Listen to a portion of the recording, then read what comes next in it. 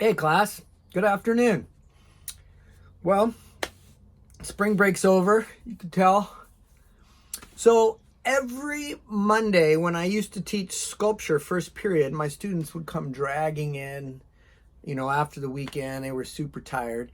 And I would always tell travel stories during that time. So today on Monday, I thought I would tell you some travel stories because I think that, yes, education is really good, but I also think traveling is also an equally good education.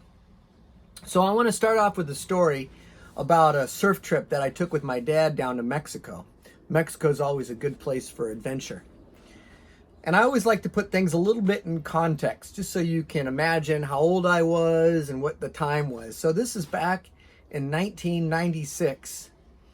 And so it was my dad and his friend and his son and a couple more buddies. So there were 3 cars that went down, a van, a Bronco, and another van. So we cross over into Mexico and we go past Tijuana, we go past Ensenada, and we go through this little town called Santo Tomas. And we surf a place called Punto San Jose. But after that, my dad loves to go and explore.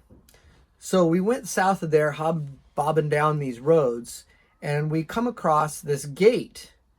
And right next to it, there was a sign that said La Concha. I don't know what La Concha means. And there was no lock on it. And my dad's a conservative guy, and so it really surprised me when he hopped out of the van and he just opened the gate up and he's like, let's go down and check it out. And I'm okay. So we drove all 3 cars down and we come across this beautiful beach surrounded by hills all the way around, probably like a half-mile long. And on the north end is this little fishing village of maybe a couple houses, a couple families. So we didn't want to disturb them. So we camp out on the south end up on these cliffs. And these cliffs are about 30 feet. So we set up our cars and we hike down the cliffs to go surfing. And we're out there surfing. And I look down the beach and I see these little tiny black dots coming towards us. And I'm thinking, are those people or are they horses? They were so far away I couldn't tell what they were. Well, as they got closer to us, I saw that they were pigs.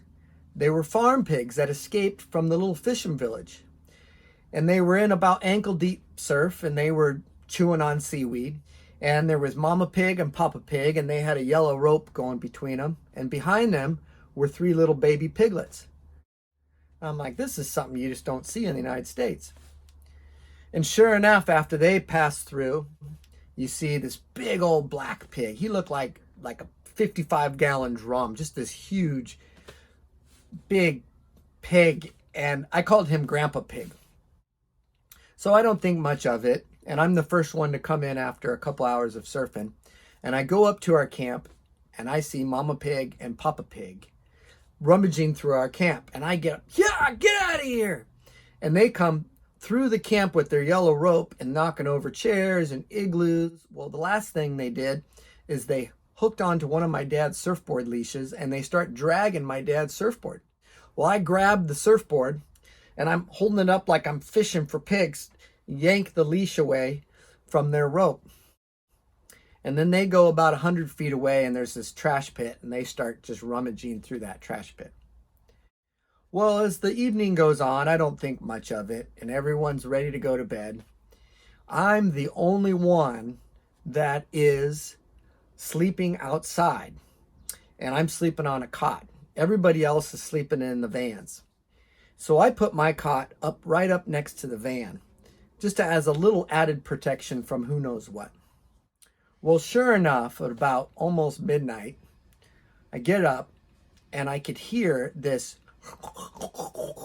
and I pull up my flashlight and it's Grandpa Pig. And he is in a trash pit just snorting away. And I'm like, oh man, I don't want him coming and just putting his big snorty face in my face while I'm sleeping. I wasn't afraid he was going to hurt me. I just didn't want that. So I got up and I got all the chairs from our camp and I put them around my cot to protect myself. So now I'm surrounded by a van and all these chairs. Then I go back to sleep. Well, sure enough, about a half hour later, I hear this, and from about me to you, a chair's length apart, is Grandpa Pig, and he's just snorting away. And I'm not very happy because he just woke me up, and I don't sleep well at night.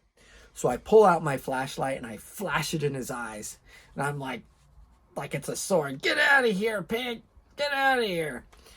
And Grandpa Pig is blinded by the light, and he can't see where he's going, and I keep the light on the whole time, and he gets up to the edge of the cliff, and I still got the light on him, and his front legs slip off the edge of the cliff. And it was like his back legs said, well, shoot, let's go for it. And Grandpa Pig jumps off this 30-foot cliff. Well, I'm half awake and half asleep. And I'm thinking, oh my gosh, I'm going to see a dead pig in the morning. So I go back to sleep. And sure enough, I get up in the morning and I look over the edge. And there is no Grandpa Pig. There's just a big divot of sand and these little hoof prints walking off. And I'm like, that is one tough pig. Sure enough, we go out surfing that day. I see Mama Pig. I see Papa Pig on their yellow rope. I see the 3 little piglets. And right behind them, I see Grandpa Pig. Well, I hope you enjoyed my travel story.